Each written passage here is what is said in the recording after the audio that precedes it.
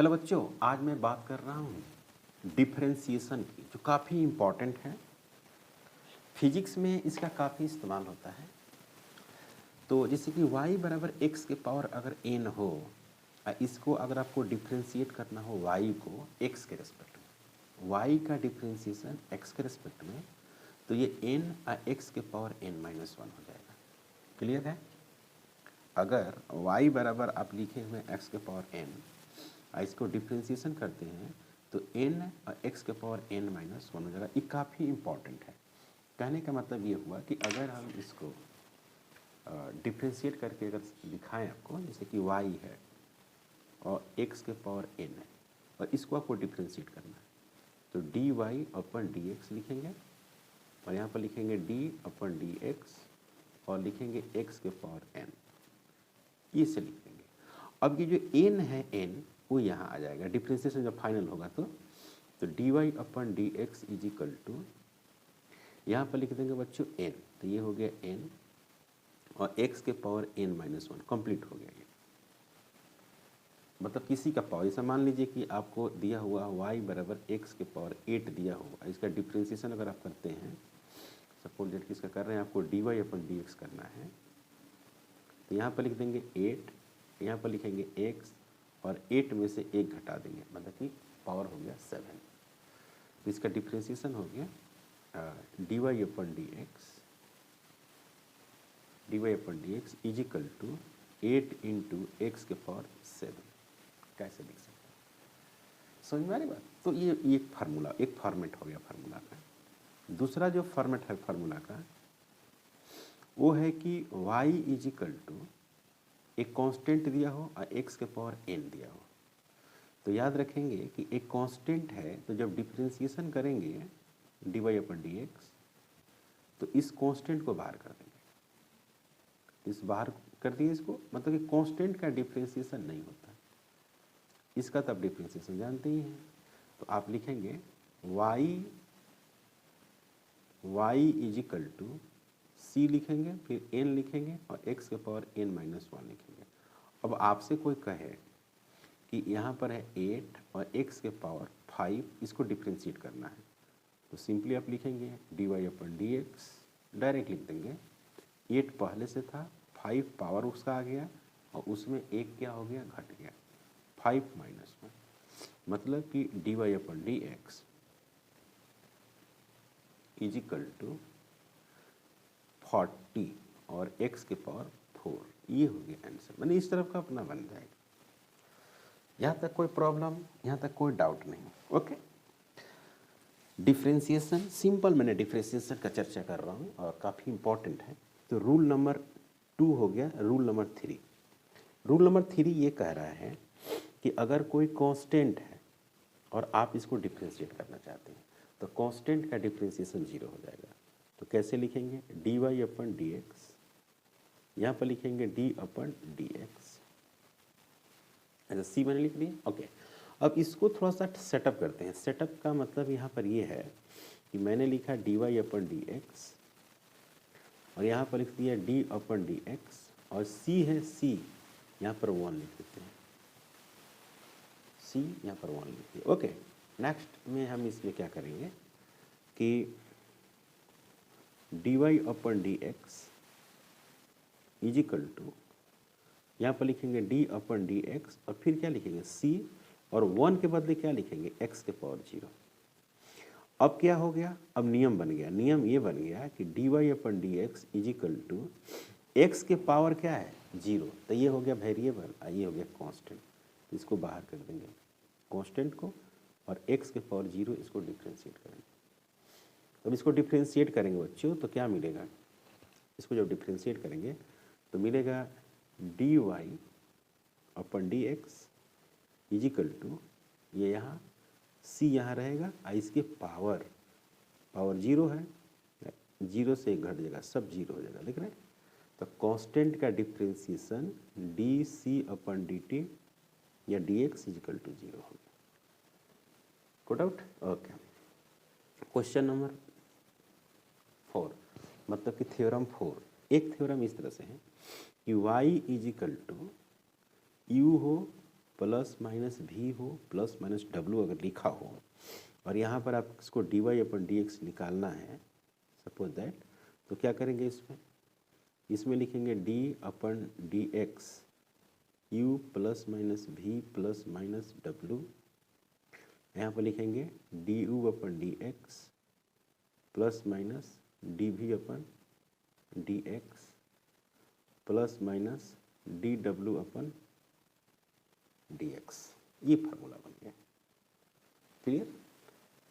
अगर इसी तरह से आप 5 नंबर को थ्योरम को लेकर चलती हैं तो y बराबर u डिवाइडेड बटे ई यू इंटू भी D y upon d x, तो यहाँ पर लिखेंगे डी अपन डी एक्स और u इंटू कितना भी होगा, तो यहाँ पर लिखेंगे d u upon d x और भी को छोड़ देंगे। अब क्या करेंगे u को छोड़कर v को डिफ्रेंशिएट करेंगे। ये रूल है, ये इसको हम लोग रूल बोलते हैं। अब इसमें एक शॉर्ट एग्जाम्पल अगर आप देखेंगे, शॉर्ट एग्जाम्पल के रूप में अगर देखते हैं तो जैसे कि y है x के पावर 4 है, इसको लिख सकते हैं x के पावर 3 x के पावर 1 ऐसे। अब इसमें आप थ्योरम को लगाएंगे, अगर इसको डायरेक्ट अगर डिफ्रेंशिएशन करेंगे तो क्या मिलेगा 4 इंटू एक्स के पावर 3 मिलेगा। इसको भी अलग अलग डिफ्रेंशिएट करिएगा फिर भी यही आएगा। कैसे? डी एक्स के पावर 3 इंटू एक्स के power 1 divided by D x अगर आप करते हैं तो एक बार डिफ्रेंशिएट करना होगा। किसका डिफ्रेंशिएशन करना होगा? एक्स के पावर 3 को और एक्स के पावर 1 को छोड़ देना होगा, प्लस एक्स के पावर 3 को आप छोड़ दीजिए और एक्स को डिफ्रेंशिएट कर दीजिए, तो एक्स का डिफ्रेंशिएशन क्या होगा 1 हो जाएगा। अब इसको सोल्व करेंगे तो कैसे मिलेगा? यहाँ पर 3x का स्क्वायर मिला, ओके, इंटू एक्स के पावर 1 मिला, ओके, यहाँ पर मिला x के पावर 3, ओके, यहाँ पर पावर कितना है 1, x के पावर 1 माइनस 1, तो ये कितना होगा बच्चों 3x का क्यूब होगा, फिर x का क्यूब होगा इंटू ये हो गया 1, तो ये हो जाएगा 4 और x के पावर कितना होगा क्यूब हो गया। तो डायरेक्ट किए प्रोडक्ट्स के रूल से किए सब ऐसा ही होगा। एक छोटा सा एग्जांपल और पेश करना चाहते हैं आपके पास। एग्जांपल है कि y is equal to a x square plus b x plus c है। अब इसको डिफ्रेंशिएट करेंगे तो d y upon d x is equal to d upon d x, फिर क्या लिखेंगे बच्चों ए एक्स स्क्वायर फिर बी एक्स प्लस सी, इस तरह से लिखेंगे d upon d x a x square d upon d x b x d upon d x, फिर क्या हो गया सी। क्लियर है? ओके, तो यहाँ पर क्या लिखेंगे 2ax plus B plus 0 2ax plus B, ये हो गया। नेक्स्ट जो एग्जाम्पल जो थ्योरम है वो थ्योरम नंबर अगर हम 6 की बात करें 6 की, तो वो है आपको थ्योरम कुछ ऐसा है y बराबर u बटे v डिवीजन के रूप में हो, तो अगर D y upon d x upon आप लिखना चाहते हैं तो क्या लिखेंगे d upon d x you बटे v लिखेंगे, ओके, फिर क्या लिखेंगे यहाँ पर लिखेंगे डिनोमिनेटर को स्क्वायर कर देंगे, मतलब कि v का स्क्वायर कर देंगे और v को यहाँ पर मल्टीप्लाई करके u को डिफ्रेंशिएट कर देंगे, माइनस u को छोड़कर फिर क्या करेंगे बच्चों v को डिफ्रेंशिएट कर देंगे। क्लियर? बहुत सिंपल। देखिए कैसे, y बराबर u बटे v है, डी वाई पर डी एक्स करेंगे तो क्या करेंगे d तो d डी एक्स तो डी एक्स और y की जगह पर क्या लिखते हैं u बटे v, डिनोमिनेटर को स्क्वायर कर देते हैं, डिनोमिनेटर जो है v स्क्वायर, तो v को स्क्वायर करेंगे और एक v को यहाँ पर पुट कर देंगे और ये उसको डिफ्रेंशिएट कर देंगे, फिर माइनस लिखेंगे और इसको छोड़कर इसको डिफ्रेंशिएट कर देंगे, v को डिफ्रेंशिएट कर देंगे, हो गया रिजल्ट। ओके, उसी तरह से रूल नंबर 6 जो है 7 y बराबर ln x है, ln x, तो इसका जो डिफ्रेंशिएशन करते हैं तो ये हो गया आपको 1 बटे एक्स, मतलब कि d अपन डी एक्स, यहाँ पर हो गया बच्चों ln x, तो ये बन जाएगा आपको 1 बाई एक्स। याद रखेंगे 1/x बचेगा। y बराबर ln x dy/dx d/dx ln x 1/x। ये न्यूमेरिकल आप बनाएंगे तो आपको क्लियर हो जाएगा। उसी तरह से आपको 8 नंबर है, 8 नंबर y = e⁻x। तो याद रखेंगे, बड़ा फेमस है ये जो होता है e⁻x, e⁻x का डिफ्रेंसिएशन जो होगा वो e⁻x ही होगा। ओके, अब जैसे ना इसी में देखिए एग्जाम्पल y बराबर e⁻α x अगर आप लिख दिए e⁻α x, तो इसका डिफ्रेंसिएशन जब भी करिएगा सब याद कर जाइए। अब भी अगर आप न्यूमेरिकल बनाना चाहते हैं तो सब रट जाइए। x का कोफिशिएंट क्या है? अल्फा, तो यहाँ पर अल्फा हो जाएगा e⁻α x हो जाएगा बस। इसका डिफ्रेंसिएशन क्या हो गया? इसका डिफ्रेंसिएशन अल्फा e⁻α x। अगर उसी तरह से मान लीजिए कैसे दिया हो, y बराबर e⁻α x अब प्लस बीटा दिया हुआ, अल्फा बीटा कांस्टेंट है और कोई कहता है कि इसका हमको डिफ्रेंसिएशन करना है। तो डिफ्रेंसिएशन करना है तो क्या लिखेंगे? d/dx लिखेंगे और फिर क्या लिखेंगे? अल्फा x प्लस बीटा लिखेंगे। अब इसका डिफ्रेंसिएशन क्या होगा? x का कोफिशिएंट अल्फा है तो यहाँ अल्फा आ जाएगा। अब फिर क्या होगा? e⁻α x प्लस बीटा हो गया, ये आंसर होगा। समझ में आई बात? तो ये काफ़ी इम्पोर्टेंट है। तो ये हो गया कितना? 9 नंबर, ये हो गया 9, थ्योरम नंबर 9। ओके, अब इस तरह से दिया हो जैसे कि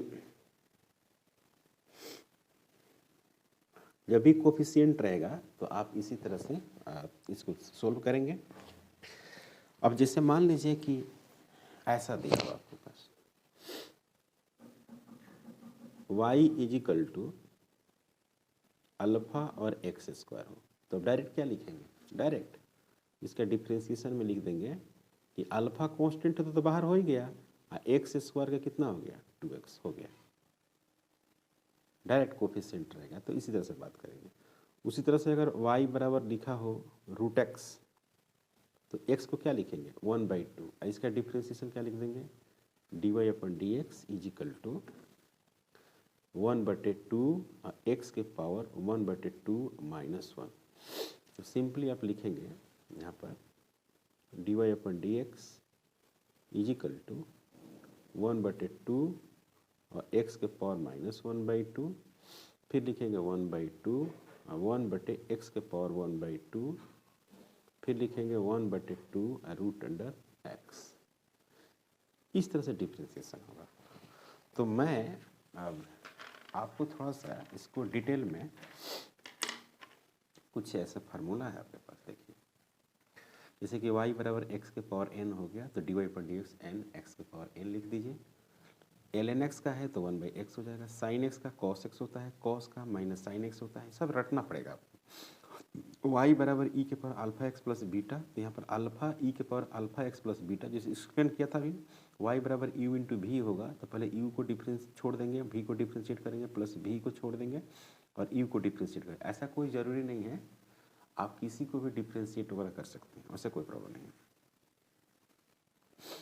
y बराबर f एक फंक्शन है, एक अंदर में फंक्शन भी है, दो फंक्शन है। तो dy/dx करेंगे तो सबसे पहले किसका करेंगे? बाहर वाला फंक्शन का करेंगे, किसके रिस्पेक्ट में? अंदर वाला के रिस्पेक्ट में। उसके बाद अंदर वाला को डिफ्रेंशिएट करेंगे, किसके रिस्पेक्ट में? x के रिस्पेक्ट में। ये तरीका है। ओके, अब यहाँ पर देखिए y बराबर अगर कांस्टेंट है तो उसका डिफ्रेंशिएशन क्या होगा? 0। y बराबर u/v हो, y बराबर u/v हो तो dy/dx = v और dy/dx माइनस u dv/dx/v²। आसान है, u/v है तो v को, v है ना, इसको स्क्वायर कर देंगे और फिर इस v को यहाँ रख देंगे और u को डिफ्रेंशिएट कर देंगे, फिर माइनस कर देंगे और फिर किसका छोड़ देंगे? इसको छोड़ देंगे, v को डिफ्रेंशिएट कर देंगे। आंसर हो गया, कोई प्रॉब्लम नहीं। तो डिफ्रेंशिएशन में इतना सफिशिएंट है, अगर इतना आप जानते हैं डिफ्रेंशिएशन में तो आपके खूब सारे क्वेश्चन बन जाएंगे, इसमें कोई प्रॉब्लम नहीं है ना। देख रहे हैं, कोई प्रॉब्लम नहीं है इसमें, आप देख लीजिए, इसमें कोई कठिनाई नहीं है। रूल है, रूल आपको याद रखना है, रूल आपको याद है, कोई समस्या नहीं है। रूल अगर याद नहीं है तो फिजिक्स का न्यूमेरिकल जानते हुए आपको न्यूमेरिकल नहीं बनेगा, इसीलिए आप इसको याद कर लेंगे। चैनल पर नए हैं, सब्सक्राइब करें, शेयर करें। Thank you.